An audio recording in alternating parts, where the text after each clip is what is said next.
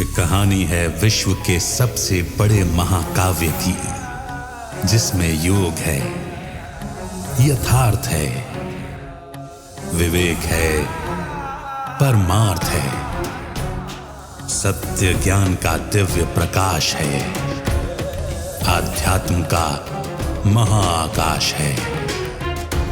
ये दर्पण है हर मन के विवाद का, दृश्य है आत्मा और परमात्मा के संवाद का, मानवता का होता है जिससे उद्धार। यही है सच्ची गीता सार, अंधकार से प्रकाश की ओर।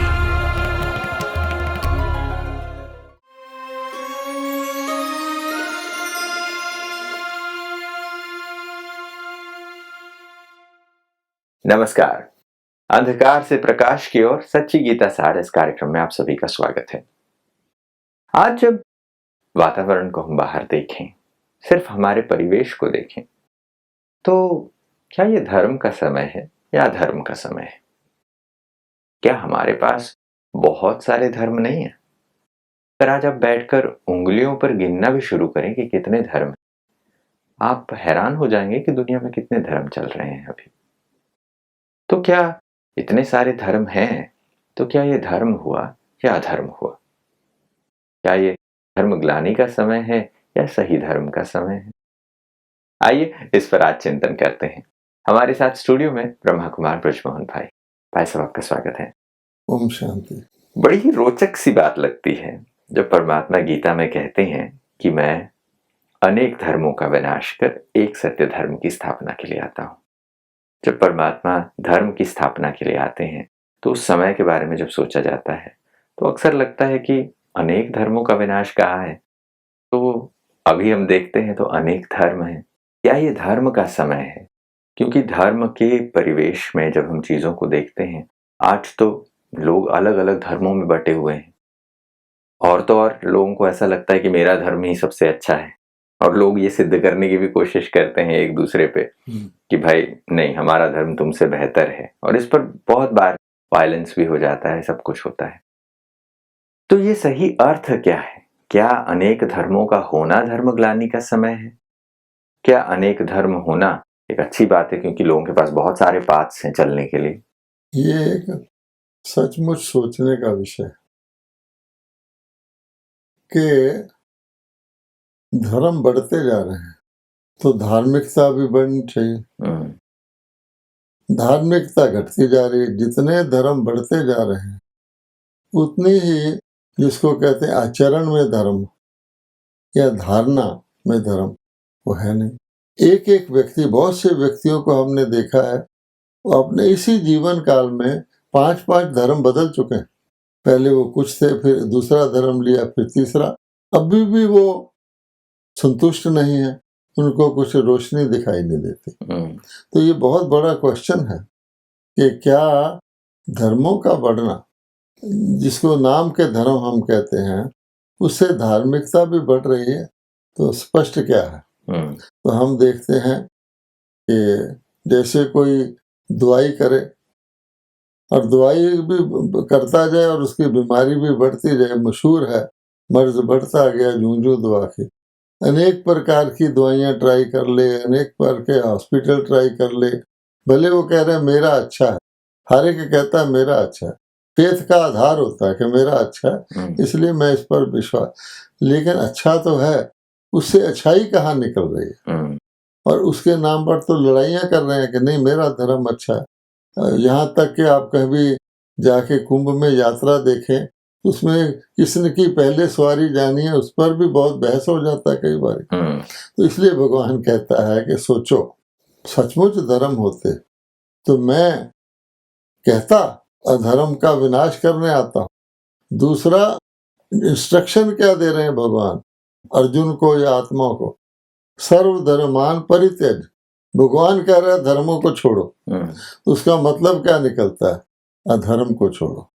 तो नाम के धर्म है, यानी हम नाम से धर्म को रखते हैं। मेरा ये धर्म है, मेरा ये धर्म है, आदि आदि।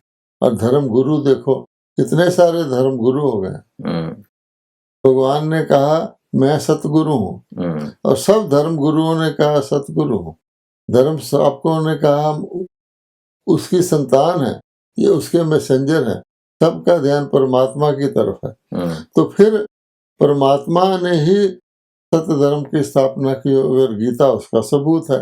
तो अगर हम रिजल्ट से देखें और ये ना देखें कि कितने डॉक्टर हैं, कितने सारे मरीज डॉक्टर खड़े हैं, मरीज के फिर भी प्राण निकल रहे हैं, वो वेंटिलेटर पर है, तो क्या कहा जाएगा? ये स्थिति सोचने की है, क्योंकि भगत लोग भावना के अर्थ आखिरकार बहुत समय के बाद भक्तों को पता लगता है कि मेरा तो कुछ कल्याण हुआ ही नहीं। अब आजकल के समझदार लोग तो पहले वक्त में कुंभ का मेला लगता था, थोड़े से लोग थे, गंगा में पानी बहुत बहता था।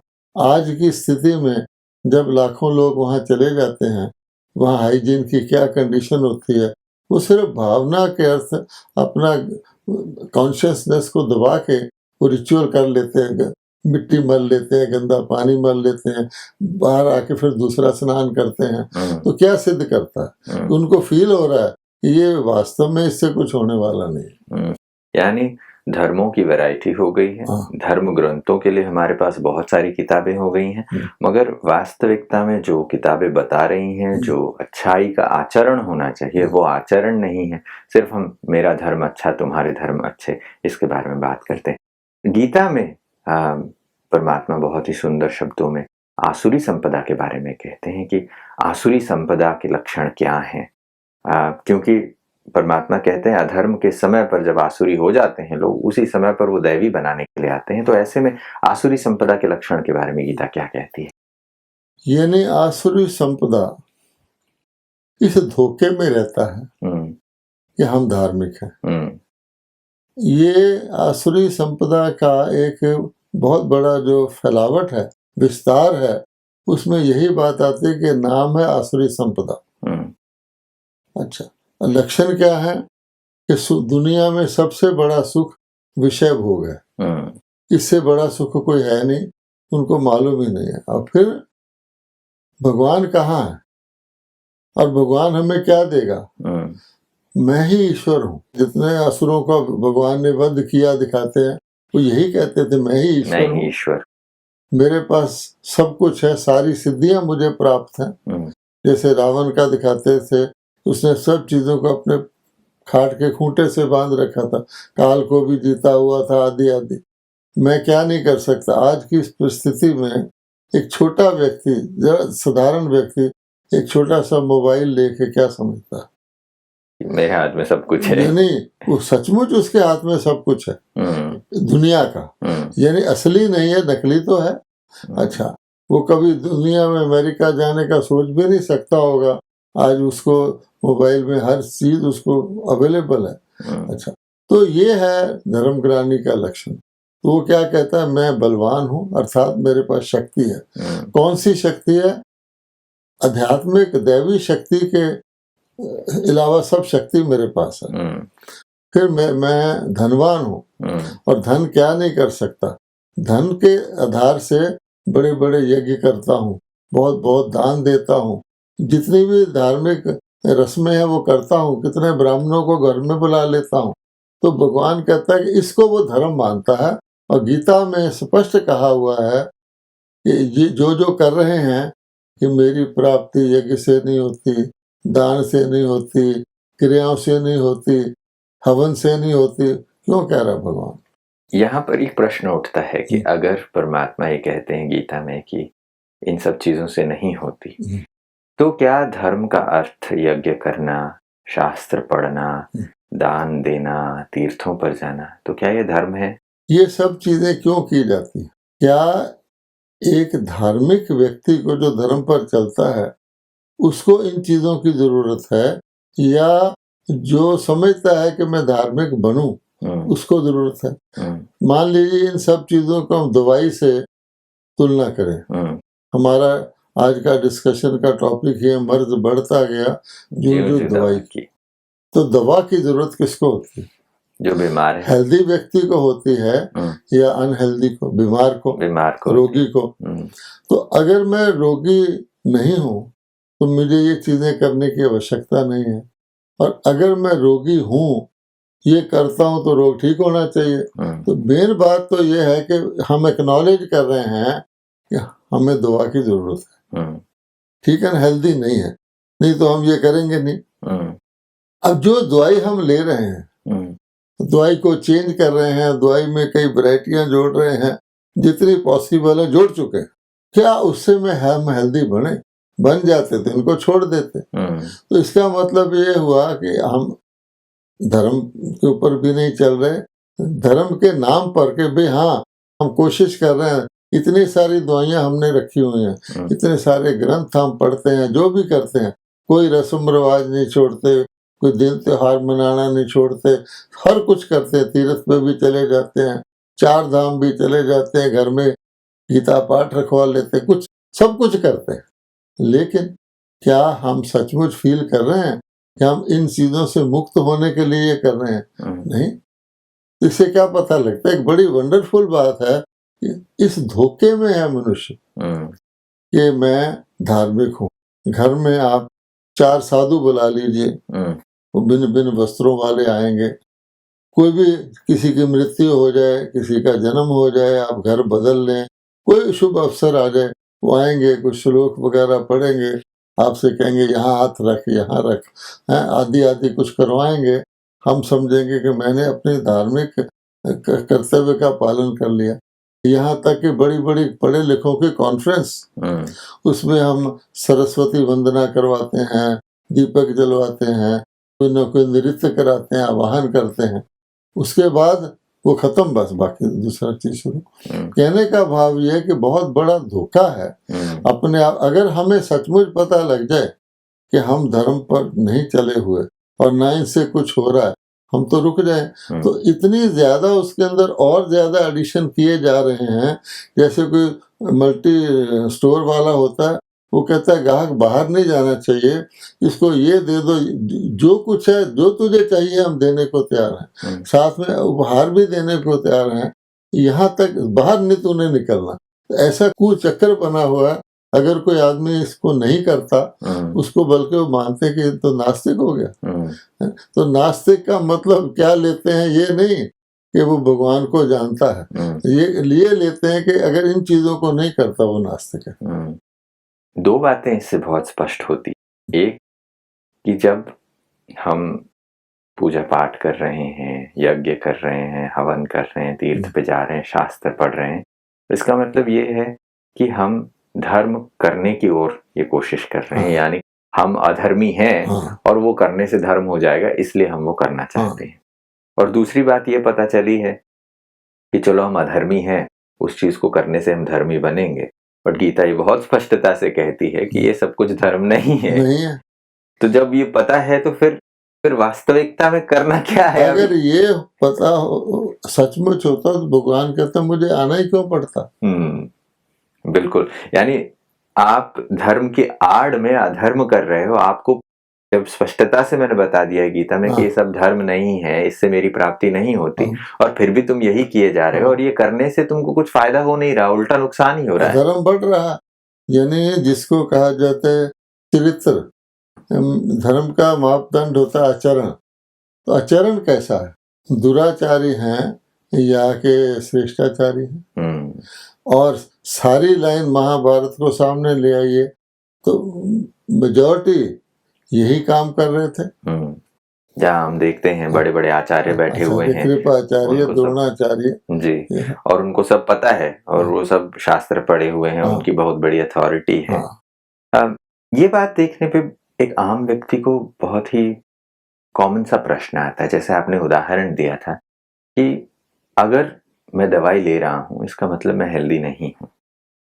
बट अब जब इतने ज्यादा दवाइयों की दुकान हो गई, क्योंकि इतने मठ हो गए हैं, इतने मंदिर हो गए हैं, इतने स्कूल्स ऑफ थॉट्स, इतने धर्म, इतने शास्त्र, इतने किताबें, इतना सब कुछ होने पे लगता है कि भाई अब इतने हॉस्पिटल्स खुल गए हैं तो इसका मतलब ज्यादा हॉस्पिटल्स होने से हमें हेल्दी होना चाहिए। हाँ, अब तक तो हमें धार्मिक हो जाना चाहिए था, सत्य धर्म हो जाना चाहिए था हमारे पास।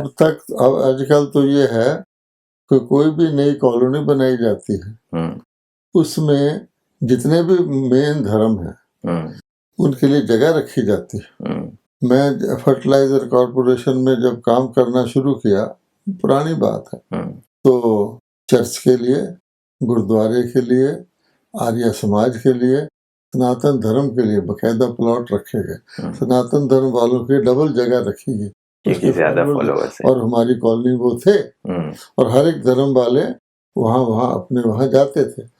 भाव अर्थ ये है कि कंपलसरी हो गया है कि जैसे किसी मोहल्ले में आपको केमिस्ट की दुकान रखना ही रखना है, इसी प्रकार से। लेकिन क्वेश्चन ये है कि क्या हॉस्पिटल्स का बढ़ना, हॉस्पिटल तो क्या, मोबाइल डिस्पेंसरियां खुल जाना, कोने कोने में कंपाउंडर भी दवाई देने लग जाए, तो किस चीज की निशानी है? ये पेनाडेमिक की निशानी है, एपिडेमिक की निशानी है, या स्वास्थ्य की निशानी है? तो हम इस धोखे में हैं आजकल। आप देखिए मेडिकल साइंस इतनी रिफाइन होती जा रही है, मल्टी स्पेशलिटी, एक एक इंद्रिय के लिए भी अलग अलग स्पेशलिटी, इतने हॉस्पिटल हैं, लेकिन क्या ये हेल्थ की निशानी है या रोग की निशानी है? तो रोग ज्यादा है यही बताता है कि अस्पताल ज्यादा है। हाँ, और उसमें इमरजेंसी वार्ड होते हैं, डे एंड नाइट सर्विस होती है, हर वक्त लोग, और हर एरिया में वो होना चाहिए कि मरीज के प्राण ना निकल जाए दूसरी जगह जाने के लिए। तो ये निशानी है बीमारी की, लेकिन लोग समझते हैं, संतुष्ट रहते हैं कि मेरे मोहल्ले में बड़ा अच्छा हॉस्पिटल है, ये उनकी तसल्ली है कि किसी वक्त में। इसी तरह से मंदिर, आप देखिए कितने सारे मंदिर, हर प्रकार के धर्म स्थान हैं, और लोग वहाँ जाते भी हैं फॉर्मेलिटी के तौर पे, लेकिन नाम मात्र। या तो अपना समझते हैं कि गॉड के लिए हमने अपनी ड्यूटी कर ली, कम से कम हमें कोई इस तरह का नहीं लगेगा तुमने गॉड के लिए ड्यूटी नहीं करी, पैसा भी चढ़ा देते हैं। या नाम मान शान के लिए ये सेठ जी तो हर संडे को मंदिर में मौजूद होते हैं, दान पेटी में बहुत पैसा डालते हैं, इसलिए। तो यहाँ पर बहुत ही सुंदर सी बात स्पष्ट होती है कि जब हम इतने मंदिर बना रहे हैं, इतने धार्मिक स्थान बनवा रहे हैं, मस्जिद बनवा रहे हैं, लोग अपना नाम भी वहाँ बोर्ड पे लगवाते हैं कि हमने बनवाया है, धर्मार्थ हमने ये किया, एक बेंच पे कि फलाने सेठ जी ने ये डोनेट किया है। तो कहने का भाव ये है, ऐसी परिस्थिति में जब व्यक्ति का नाम उससे जुड़ जाए, शान उससे जुड़ जाए, आप देखेंगे मंदिरों के ऊपर मंदिर का नाम नहीं है कि लक्ष्मी नारायण का मंदिर है, जिस सेठ ने बनवाई है उस नाम से मंदिर प्रसिद्ध है। ये भी है। मैंने इसके बारे में उदाहरण सुने। हाँ। जब मैं पहली दफा बिरला मंदिर गया तो मैंने सोचा बिरला मंदिर किसका मंदिर है, मुझे नहीं पता था। फिर अंदर जाने के बाद पता चला अच्छा यहाँ लक्ष्मी नारायण की पूजा होती है। तो ये उदाहरण देखने को मिलते हैं। भाव हमारा अच्छा है, हम सोच रहे थे कि भाई हम कुछ अच्छा कर रहे हैं, मगर धर्म के नाम पर अधर्म हो रहा है। हमें नहीं पता चल रहा है कि हम वास्तविकता में अधर्म की ओर बढ़ रहे हैं। हमेशा बुराई अच्छाई के नाम पर होती है। बुराई एक पैरासाइट है, उसकी अपनी एग्जिस्टेंस नहीं होती। कोई शॉपकीपर आपको कहेगा देखिए मैं कॉस्ट से भी कम कीमत पर आपको ये कपड़ा दे रहा हूँ, बिल भी दिखा देगा प्रूफ के तौर पर, लेकिन असली भाव अगर सीधा ही कह दे कि मैं आपको ठग रहा हूँ तो कोई मानेगा नहीं। ये बात। अब एक बहुत ही मजेदार बात जो आखिरी चीज मैं पूछना चाहता हूँ, शास्त्रों को पढ़ने के बारे में, अलग अलग किताबें जो इतने धर्मशास्त्रों की है, भारत में ही जो धर्मशास्त्र हैं इतनी सारी किताबें हैं और लोग अलग अलग, कोई तुलसीदास की रामायण पढ़ रहे हैं, कोई चौपाइयाँ पढ़ रहे हैं, कोई वाल्मीकि का रामायण पढ़ रहा है, कोई महाभारत पढ़ रहा है, कोई गीता पढ़ रहा है, कोई उपनिषद, वेद, इतने सारी चीजें लोग पढ़ रहे हैं। और तो और जिन्होंने बाद में संत जन आए और उन्होंने जो कमेंट्रीज लिखी, ज्ञानेश्वरी गीता, अष्टावक्र गीता, फिर अलग अलग चीजों पर लोग पढ़े जा रहे हैं। तो एक प्रश्न उठता है कि क्या देवी देवता जिनकी हम पूजा कर रहे हैं, क्या उन्होंने कभी शास्त्र पढ़े?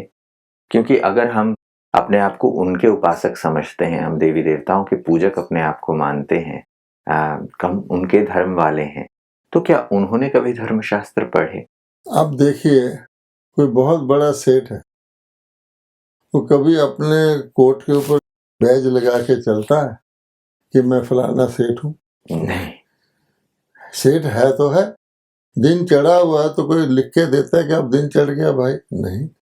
तो जो व्यक्ति जिसको असली धर्म कहते हैं, आचरण जिसका ठीक है, तो उसको अपने नाम के साथ इतने शास्त्र पढ़ा हुआ या कोई महामंडलेश्वर या कोई आचार्य, आगे तो श्री श्री 108 होता था, अब 1008 भी होना शुरू हो गया, इसकी आवश्यकता है? तो सीधी बात है कि जो व्यक्ति जो है और जो जैसा है उसको वैसा बताने की जरूरत नहीं होती।